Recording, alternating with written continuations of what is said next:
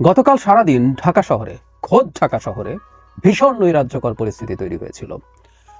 দেশের আইন শৃঙ্খলার অবস্থা কতটা খারাপ সেটা অলমোস্ট প্রমাণিত হয়েছে গতকাল, এবং দুটো জায়গায় ঘটাকে খুব বেশি বিচ্ছিন্ন ঘটনা হিসেবে দেখা ঠিক হবে বলে আমি বিশ্বাস করি না।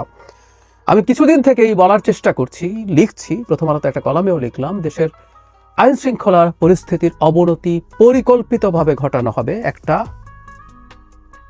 গ্রুপ, একটা পক্ষ এই ধরনের চেষ্টা করে যাবে। আমি মনে করি গতকাল যা যা ঘটেছে দুটো ঘটনা সেটা পরিকল্পিত। কি ঘটলো আমরা জানি। তার আগের দিন অত্যন্ত মর্মান্তিক একটা দুর্ঘটনা ঘটে।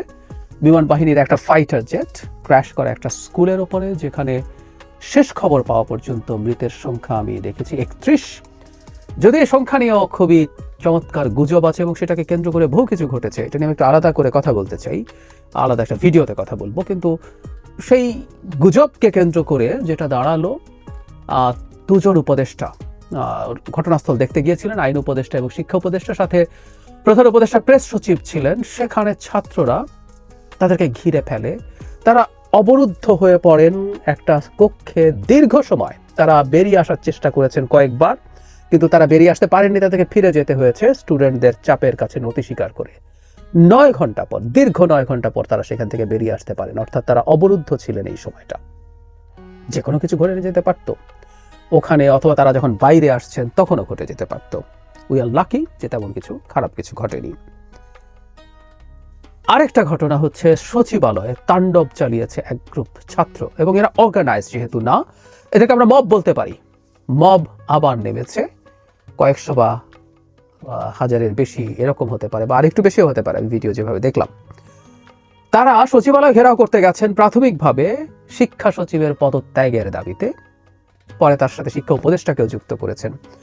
খুবই ইন্টারেস্টিং ব্যাপার, গতকাল রাতে কেউ একটা আলাপ তুলতে চেষ্টা করলেন, খুবই অবিশ্বাস্য লাগবে। আমরা জানি আজ মানে গতকাল ইনফ্যাক্ট এইচএসসি একটা পরীক্ষা ছিল, যেহেতু শোক দিবস ঘোষিত হয়েছিল গতকাল তার আগের দিনের ঘটনাকে কেন্দ্র করে, তাই এই দাবি যথেষ্ট যৌক্তিকভাবে উঠেছিল। সেটা হচ্ছে এই দিনটা এইচএসসি পরীক্ষা হবে না। যুক্তি দেওয়া যায় কখনো কখনো, কারণ শোক দিবসে সব বন্ধ থাকে না, আমাদের অফিসগুলো তো সব খোলা ছিল। কিন্তু স্টুডেন্টদের ব্যাপার, এটা নিয়ে এই আলাপ অনেকে সমর্থন করেছেন, করা হলো, কিন্তু শেষ পর্যন্ত এই সিদ্ধান্ত এসছে তার আগের দিন রাত 3টায়। যারা মাহফুজ আলম তথ্য উপদেষ্টা জানিয়েছিলেন, তিনি শিক্ষা উপদেষ্টার সাথে দেখা হয়েছে, আলাপ করে তারা এই সিদ্ধান্তটা নিয়েছেন। ফেসবুক স্ট্যাটাসের মাধ্যমে তিনি সেটা জানিয়েছিলেন। গতকাল সচিবালয়ে মব গিয়েছিল তারা এই অপরাধে। যিনি সচিব আছেন, শিক্ষা সচিব, শুনি তার অনেক দুর্নাম আছে, বা না থাকুক বা আছে সেটা বিষয় না। বিষয় হচ্ছে এখন তিনি যে কারণে তিনি শত্রুতে পরিণত হয়েছেন, খুবই ফানি। শিক্ষা উপদেষ্টা নাকি রাজি হয়েছিলেন, তিনি চেয়েছিলেন পরীক্ষাটা পেছাতে, কিন্তু শিক্ষা সচিব সেটা হতে দেননি। আমি খুব অবাক হই, এই তথ্যটা কিভাবে জানা গেল, আমার খুব কৌতূহল। আইদার শিক্ষা সচিব নিজে কোথাও কাউকে বলেছেন প্রকাশ্যে, অথবা গোপনে, অথবা শিক্ষা উপদেষ্টা বলেছেন। আমরা এই প্রশ্ন করি, শিক্ষা উপদেষ্টা কি শিক্ষা সচিবের নিচে চাকরি করেন? শিক্ষা সচিব যদি না চান, শিক্ষা উপদেষ্টা কি সেটা করতে পারেন না? এতই অথর্ব, এতই অক্ষম তিনি। বোধ করি সেই কারণে তারা এবার শিক্ষা উপদেষ্টারও পদত্যাগ চেয়েছেন। আমরা খেয়াল করি, একটা ছুটির দিতে ডিক্লেয়ার করতে দেরি হয়েছে, এই জন্য একটা মব তৈরি হলো, এবং এই শিক্ষা উপদেষ্টার বিরুদ্ধে ক্যাম্পেইন হলো ফেসবুকে। ক্যাম্পেইন শিক্ষা উপদেষ্টা শিক্ষা সচিবের বিরুদ্ধে, এবং তাকে অপসারণ করতে হবে এই দাবিও জানালেন অনেকে, এবং শেষ পর্যন্ত ঘটনা সেরকম ঘটলো। তীব্র চাপের মুখে সেই সচিবকে অপসারণ করা হয়েছে। কি করলো স্টুডেন্টরা? সেখানে প্রথম গেল, গেটের বাইরে ছিলেন, তারপর তারা গেট ভেঙে ঢুকে পড়েন, সেখানকার যানবাহন ভাঙচুর করেন। খুব স্বাভাবিকভাবে পুলিশ তখন বল প্রয়োগ করে, কারণ সচিবালয়ের ভেতরের মতো এরকম একটা জায়গা এটা হতে দিতে পারা যায় না, তাহলে রাষ্ট্র থাকে না। তারপর তারা বাইরে যান, এবং সেখানেও পুলিশের সাথে তারা দফায় দফায় সংঘর্ষে জড়ান। তাদের দাবি কি? দাবি হচ্ছে সচিবকে অপসারণ করতে হবে। কেন অপসারণ করতে হবে? তিনি পরীক্ষা পিছাতে দিতে চাননি। এটা গোপন সূত্রে সবাই জেনে গিয়ে এই তাণ্ডব চালালো, এই কাণ্ড ঘটালো। শুধু ঢাকায় না, ঢাকার বাইরেও একইভাবে এইচএসসি পরীক্ষার্থীরা এই ধরনের কাজগুলো করেছে বা ঘটিয়েছে। বলছিলাম যে এটা নিয়ে সিস্টেম্যাটিক ক্যাম্পেইন ছিল, এমনকি মৃতের সংখ্যা নিয়েও ক্যাম্পেইন ছিল।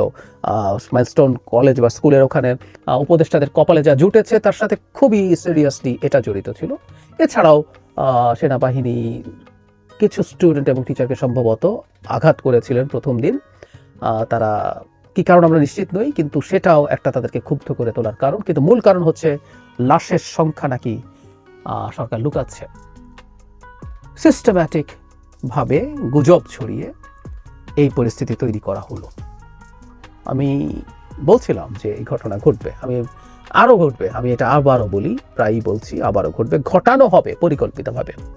দেশের আইন শৃঙ্খলার অবস্থা, আমরা যদি গতকাল যা ঘটেছে আমরা তো এই প্রশ্ন করতে পারি, আমি করি এখন, দেশের নির্বাচন হওয়ার পরিস্থিতি কেমন আছে? আমরা জানি এই আওয়াজ চলে আসবে, কোনো সন্দেহ নাই, এখনই মানে খুব দ্রুত চলে আসবে না হয়তো, কারণ গোপালগঞ্জের প্রজানা ভান্ডান মাসুদ খুব দ্রুত মন্তব্য করে খানিকটা বিপাকে পড়েছেন। সমালোচনা হয়েছে, আলোচনা হয়েছে। পাটগ্রামে বিএনপির লোকজনের থানা হামলার পর জামায়াতের আমির যে বলেছেন এই অবস্থায় কিসের নির্বাচন, সেটা নিয়েও কথাবার্তা হওয়ার কারণে তিনি হয়তো আপাতত একটু চুপ হয়েছেন। কিন্তু যারা নির্বাচন পেছাতে চায়, প্রিসাইজলি বললে এনসিপি, জামায়াত, তারা এই মানে গতকালের দুটো ঘটনা সামনে নিয়ে আসবেন। আমি রাষ্ট্রের সবচেয়ে গুরুত্বপূর্ণ 3 জন ব্যক্তি, 2 জন উপদেষ্টা, একজন প্রেস সচিব 9 ঘন্টা অবরুদ্ধ ছিলেন। তারা ঝুঁকির মুখে ছিলেন, ঢাকা শহরে বসে, ঢাকা শহরের গুরুত্বপূর্ণ জায়গায় বসে, তাদের সাথে এত পুলিশ, এত প্রোটোকল, কিন্তু তারা এই বিপদে পড়েছেন।